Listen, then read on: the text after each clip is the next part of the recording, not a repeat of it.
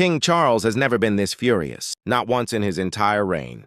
Harry and Meghan have crossed a line so serious, so deeply personal, that the king has responded in ways nobody expected. And while they were busy burning every bridge available to them, the palace was quietly doing something far more devastating than anything they ever imagined. It found a replacement, and the speed with which it was done is the most brutal message the monarchy has ever delivered without saying a single word. Welcome to Royal Report Daily, your most trusted source for breaking royal news and exclusive investigations. Tonight we are covering the story that connects every thread of the Sussex collapse in 2026 into one single devastating picture. The Washington snub, the Remembrance Sunday betrayal, Meghan's Hollywood implosion, the financial freefall, the children being sold to Instagram for survival, and the 18-year-old who walked quietly into the space Harry left and made Harry's leverage disappear overnight. Don't forget to subscribe to Royal Report Daily and hit that notification bell so you never miss a single update. Let us begin in Washington, D.C. Early 2026, King Charles III flew into the most powerful political city on Earth and did something that stopped the world cold. He refused to see his own son. Harry was 40 minutes away. 40 minutes, the same distance as a short drive to a grocery store. And Charles did not just decline to visit. He had his team build an entire state itinerary around the fact that Harry would not be in it. Palace officials confirmed the schedule weeks in advance. When Harry's team quietly reached out through back channels hoping for even a brief private meeting, the response came back without conditions or alternatives. The request was simply declined. And Charles did not do this quietly. He did it in front of the most powerful political city on the planet. He sat with White House officials. He moved through Washington with the full weight of the British state behind him. Every diplomat in every room Charles entered understood the message immediately. Harry holds no value to the British crown. He is a private citizen, and his proximity to the king means absolutely nothing at all. The international press registered the devastation of that moment instantly. But here is what the world had not yet fully understood. To know why Charles felt compelled to draw that line so publicly, in front of the entire planet, you have to go back to one specific night in November 2025. You have to understand what Harry did on the most sacred day in the British military calendar.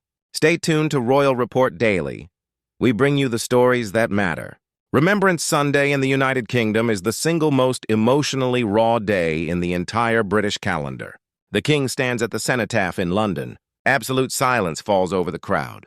Wreaths are placed for the soldiers who went to war and never came home. Their names are read aloud one by one in front of a nation that refuses to let them be forgotten. In 2023 and again in 2024, Harry and Meghan had honored that day. They visited Camp Pendleton. They met with American service members and Gold Star families. They paid their respects. Then came November 2025, and Harry completely broke that pattern. He went to a party instead. The night before Remembrance Sunday, Harry and Meghan attended Kris Jenner's 75th birthday celebration at Jeff Bezos's Beverly Hills estate. The guest list was a Hollywood fantasy. Adele, Beyoncé, Mariah Carey, Oprah Winfrey, Kim Kardashian, Snoop Dogg, Mark Zuckerberg. Harry arrived in a black tuxedo, and pinned to his lapel was a remembrance poppy, the small red flower worn across the United Kingdom to honor the war dead. He wore the poppy. He went to the party anyway. The couple walked in holding hands. The cameras were everywhere. Now here is what makes this genuinely painful to sit with. Harry is not simply a royal who missed a ceremony. He is a combat veteran. He served 2 tours in Afghanistan. He flew Apache helicopters as a co-pilot and gunner in Helmand Province, one of the bloodiest combat zones of the entire war. He has publicly described firing on Taliban targets. The soldiers being commemorated at the cenotaph that Sunday included men who had served alongside him in that exact province, in that exact conflict. Some of them came home in coffins. Their names were being read aloud in London while Harry stood on a dance floor in Beverly Hills wearing their flower on his chest like a costume piece. Make sure you like this video and subscribe to Royal Report Daily for more exclusive investigations. When the photos spread and the backlash exploded, the Sussex machine went into full panic. Harry and Meghan reportedly demanded that Kim Kardashian and Kris Jenner immediately scrub every image of them from social media. Kim addressed the removal publicly. She said they took the photos down to respect Remembrance Day. The reaction from London was something else entirely. Royal experts said if the couple truly respected the occasion, they would have turned down the invitation before they ever stepped foot in that house. Military commentators were far less measured. And then came the detail that makes this story even darker. Before the Remembrance Sunday party, there were still people inside the palace quietly working toward some form of reconciliation between Charles and Harry. Private conversations had apparently been exploring whether Harry could spend quiet time with the king at Sandringham or Balmoral, away from cameras and press. The possibility was alive. People were fighting for it. The Kris Jenner party killed it permanently. The palace had its final proof. The crown's most sacred traditions were not something Harry held with reverence. They were a tool, something to pick up when a PR crisis demanded it and put down the moment something more glamorous came along. And so months later, Charles stood in Washington, D.C., 40 minutes from his son, and chose silence, not because he had given up on Harry, but because Harry had already made the choice for both of them on a Beverly Hills dance floor with a poppy on his chest.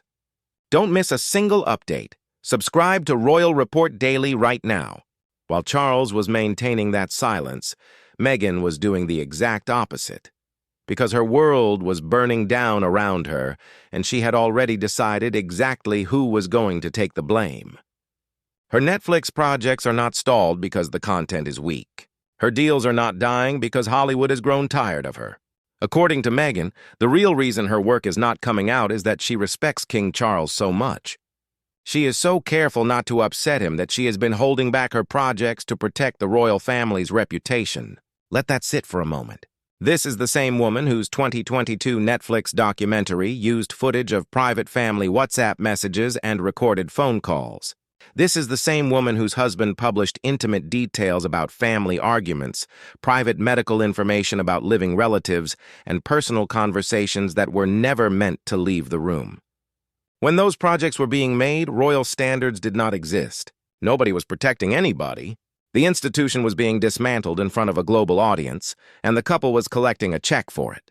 To suddenly invoke royal decorum now, specifically at the moment when contracts are being canceled and the market has decided the product is overpriced, is not restraint. The receipts are everywhere. Subscribe to Royal Report Daily and stay ahead of every royal development. Now let us talk about Hollywood. Because what happened to Meghan in the entertainment industry in 2026 is nothing short of a complete and total collapse, and it happened faster than anyone predicted. There is one name in Hollywood that nobody argues with. Ari Emanuel. The man runs William Morris Endeavor, the most powerful talent agency on earth.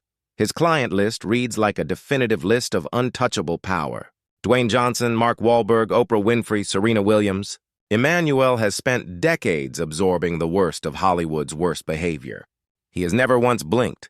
Managing difficult people is not just something he tolerates. It is what he built his empire on. And then Meghan Markle walked through his door. And within 2 years, he threw her out of it. Meghan had signed with WME in April 2023. Her agents were Brad Slater, the same man who handles Dwayne Johnson, and Jill Smaller, who handles Serena Williams. This was not just a business arrangement.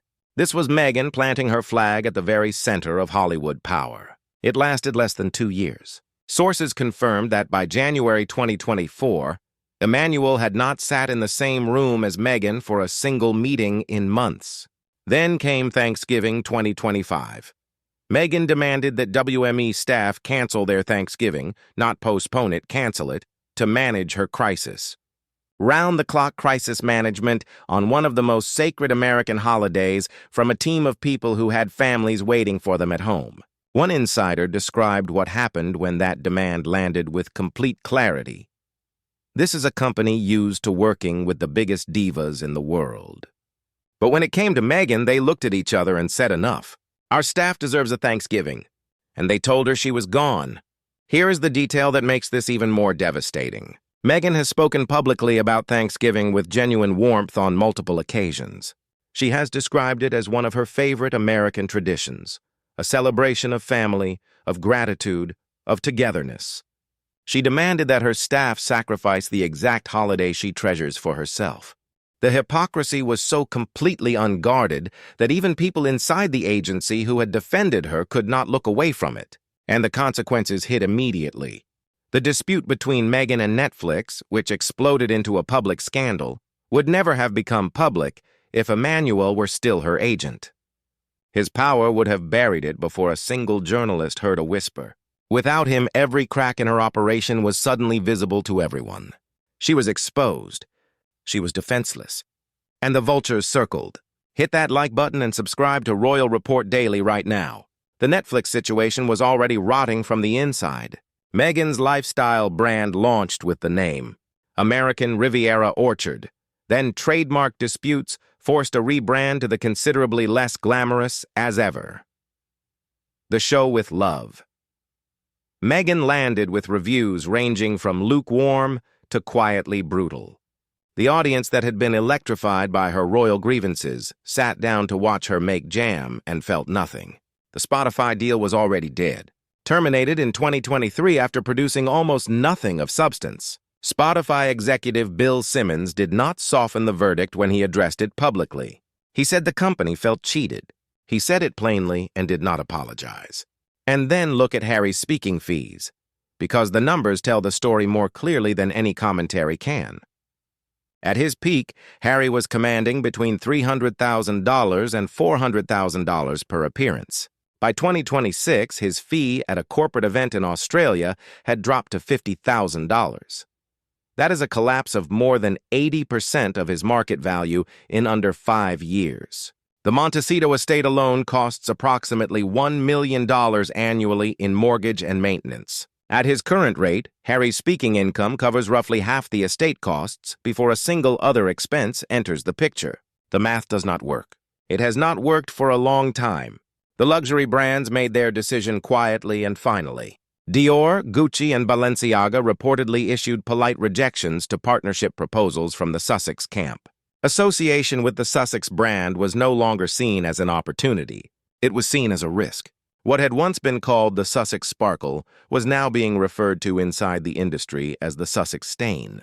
Royal Report Daily, bringing you the truth behind every royal headline. And that is when they made the decision that revealed everything about where they had truly arrived. They decided to use their children. Harry had spent 5 years in courts and in speeches telling the world he would die before he would ever do that. He sued a photographer in 2021 for taking aerial images of Archie playing in their private garden. He went to court, he won. He gave speeches about the psychological destruction that media exposure causes to children. He drew directly from watching his mother, Diana, photographed and devoured by a press that treated her life with contempt. In 2026, he flew to Canberra and stood before Australian politicians lobbying for stricter regulation of children's content on social media. He framed it as child protection.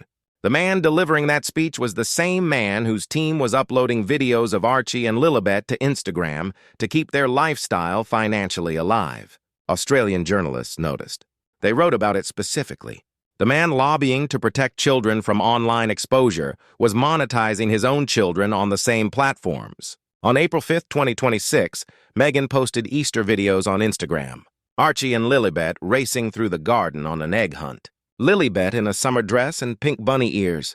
Archie at a table decorating eggs. Comments were turned off before anyone could respond. But the audience tore the footage apart anyway. Archie and Lilibet appeared almost the same height despite being nearly 2 years apart in age. In the same clip, Lilibet appeared barefoot dressed for summer while Archie was in a full jacket suited for cold weather. One person wrote, "She is barefoot and dressed for July and he is head to toe in October clothing in the same frame." But the observation that spread further and hit harder than any of the visual inconsistencies was much simpler than any of that. Why are these children always completely alone? No friends, no cousins, no extended family visible anywhere. Just 2 small children in an enormous estate with their mother following them at a distance with a camera. Someone wrote that the most devastating moment in the whole video was watching Lilibet walk through the garden by herself while knowing her mother was right behind her, choosing to film instead of hold her hand. That same Easter Sunday, George, Charlotte, and Louis attended the Easter Matins service at St. George's Chapel in Windsor. They walked in public procession surrounded by their parents, their grandparents, Princess Anne, and the full assembled working family. They were inside something, connected to something, surrounded by roots and history and people who would be there long after any camera had been put away. The contrast between those two sets of children on that same Easter Sunday did not need to be explained. It was visible, and it was final. Don't miss a single update. Subscribe to Royal Report Daily right now. And while all of this was unfolding in Montecito, in London something else was happening entirely.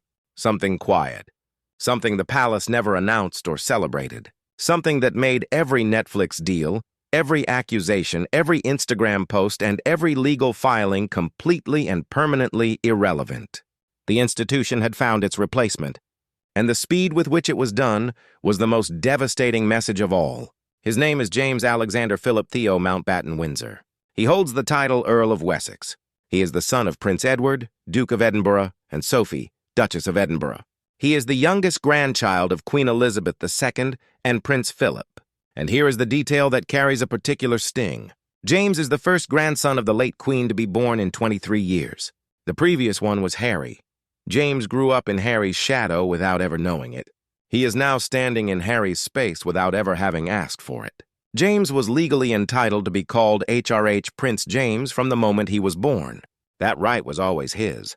His parents chose not to use it. Sophie said in 2020 that they were raising their children with the understanding that they would very likely need to work for a living. So the title stayed on paper. James grew up without a crown over his head and without the assumption that the world owed him anything. He was raised to earn his position. Harry was raised to assume his could never be taken away. That single difference explains everything that has happened to both of them. Now look at what James has already done. Quietly, without cameras chasing him, and without a Netflix deal funding it. In 2022, when Queen Elizabeth died and the nation broke open with grief, James was 14 years old. He stood vigil beside his grandmother's coffin at Westminster Hall, in complete silence alongside William, Harry, Peter Phillips, and Zara Tindall, while the entire world watched. In 2023, he attended the coronation of King Charles III. In March 2024, he was the only member of the younger generation of royals who showed up for the Easter Matins service at St. George's Chapel. He is now 18 and holds the legal right to formally take the HRH title that has always been his. He has not rushed to claim it. People close to the palace have noted this specifically. This is a young man who feels no urgency to take what already belongs to him. Subscribe to Royal Report Daily and stay ahead of every royal development. Inside the palace, the strategy built around James has a name. Insiders call it the doctrine of continuity. The plan is to position James as everything the Sussex brand destroyed itself trying to fake. Where Harry and Meghan turned the monarchy into a stage for personal grievances, strategic revelations, and media wars that kept them permanently at the center of the drama, James represents something the institution had almost forgotten it could produce. A young royal who simply shows up, does the work, and goes home without burning anything down. Multiple commentators have compared his composure at formal occasions directly to the late Prince Philip. William views him as a critical institutional asset. Anne, Edward, and Sophie have formed a wall of support around him that has not cracked once. This is not a family trying to patch over a wound. This is an institution that has found its upgrade and is installing it. Every argument Harry had for why the palace needed him dissolved the moment James stepped into those public duties and performed them without complaint, without conditions, and without a production company filming the whole thing. The numbers confirmed what the palace had already known for months. UK public approval of the monarchy climbed to its highest point since the immediate aftermath of the Queen's death in 2022. British tabloids that had built years of circulation on Sussex stories began cutting that coverage, voluntarily, because their readers had genuinely stopped caring. Hit that like button and subscribe to Royal Report Daily right now. Harry and Meghan are not a family estrangement that time might heal. The office is cleared out. The name is off the door. The person sitting at that desk now got there by earning it quietly, year by year, without a single Netflix camera following him around. The monarchy did not punish Harry. It did not chase him or condemn him or waste a breath mourning what he had chosen to throw away. It simply kept moving. It found someone better.